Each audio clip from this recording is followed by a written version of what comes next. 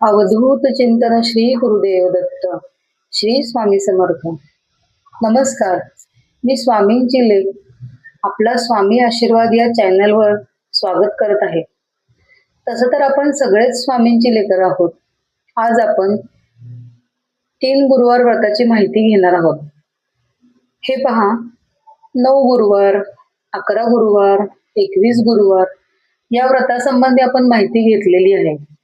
तुम्ही ते केलेही असतील, पण बऱ्याच वेळी आपल्या काही कौटुंबिक कारणांमुळे, आपल्या नोकरी व्यवसायामुळे, घरात लहान मुलं असतील, वृद्ध लोक असतील, ज्यांची आपल्याला सेवा करावी लागत असेल, घरी येणं जाणं फार असेल, वेळ मिळत नसेल, तर तुम्ही 3 गुरुवारचे व्रत करू शकता. या 3 गुरुवारच्या व्रतांमध्ये श्री स्वामी चरित्र सारामृताची पोथी ही 3 गुरुवारी 7-7 अध्याय याप्रमाणे वाचून हे व्रत आपण पूर्ण करायचं आहे. हे व्रत करण्यापूर्वी तुम्ही संकल्प सोडू शकता. स्वामी, या गोष्टीसाठी, मी या गोष्टी साध्य करण्यासाठी किंवा ही गोष्ट मला मिळण्यासाठी मी हे व्रत करत आहे. हे व्रत तुम्ही माझ्याकडून पूर्ण करून घ्या. माझ्यावर तुमचा आशीर्वाद असू द्या. माझ्यावर तुमची कृपादृष्टी राहू द्या. संकल्प करा आणि या व्रताला सुरुवात करा.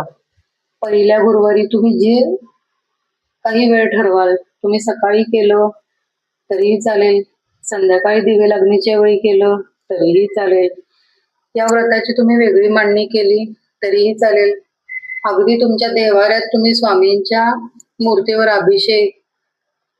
अभिषेक करून गंध, पुष्प, अक्षदा आणि यथाशक्ती त्यांची पूजा करून तुम्ही तुमच्या देवाऱ्यात जरी पूजा केली, या व्रताची सुरुवात केली तरीही चालेल. तुम्ही स्वामींचा अभिषेक करून घ्या, त्यांची पूजा करून घ्या आणि पोथीच्या ह्याच्यातले पहिले 7 अध्याय वाचा. पहिल्या गुरुवारी उपवास करा. त्या दिवशी फक्त तुम्हाला फलाहार किंवा दूध घ्यायचं आहे. तुम्हाला अन्न खायचं नाहीये, खिचडी खायची नाहीये, वरीचा भात वगैरे खायचं नाहीये. तुम्ही जेव्हा पूजा होईल, तुमची पूजा झाल्यानंतर तुम्ही अन्न ग्रहण केलं तर चालेल. तुमचा उपवास सोडा. तशाच पद्धतीने दुसऱ्या गुरुवारी पुढचे 7 अध्याय वाचायचे आहेत. दिवसभर उपवास करायचा आहे, पूजा झाल्यानंतर उपवास सोडायचा आहे. तसंच तिसऱ्या गुरुवारी शेवटचे 7 अध्याय वाचायचे आहेत, उपवास करायचा आहे आणि संध्याकाळी पूजा झाल्यानंतर तुम्ही उपवास सोडायचा आहे. शक्यतो तुम्ही हे पहा की आपल्या मासिक धर्म, आपल्या काही अडचणी या 3 गुरुवारमध्ये येऊ नयेत. मासिक धर्म येऊन गेल्यानंतर वगैरे जर तुम्ही या व्रताची सुरुवात केली तर चालेल. अगदी तुम्ही हे व्रत करताना काही सुतक, सोयर काही आलं तर तुम्ही परत 3 गुरुवारची सुरुवात करायची आहे. जे गुरुवार तुम्ही केले ते त्यामध्ये पकडायचे नाहीयेत. अशा प्रकारे तुम्ही ह्या 3 गुरुवारचे व्रत करू शकता. घरच्या घरी करू शकता. हे तुमच्या स्वतःच्या घरातच करायचं आहे. तुम्ही माहेरी गेलाय तिथं केलं तर चालेल का? तर नाही. तुम्ही तुमच्या घरच्या लक्ष्मी आहात. तुम्ही तुमच्या स्वतःच्या घरात या 3 गुरुवारची सुरुवात करा आणि उद्यापन करा. उद्यापनाचं पण काय फार मोठं हे नाही आहे. तुम्ही मठात किंवा मंदिरात जाऊन केळी किंवा अगदी तुम्हाला काही मिठाई द्यायची असेल, पेढे द्यायचे असतील, तुम्ही देऊ शकता.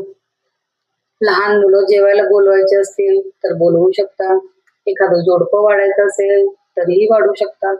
एखादी सवाशीण जेवायला घातली तरीही चालेल. तुमच्या यथाशक्ती तुम्ही त्याचं उद्यापन करू शकता. असंच केलं पाहिजे, ते तसंच केलं पाहिजे, इतके लोक जेवू घातले पाहिजे, त्यांना असं करायला पाहिजे, असं काहीही नाही. उद्यापन तुमच्या यथाशक्ती तुम्ही करू शकता.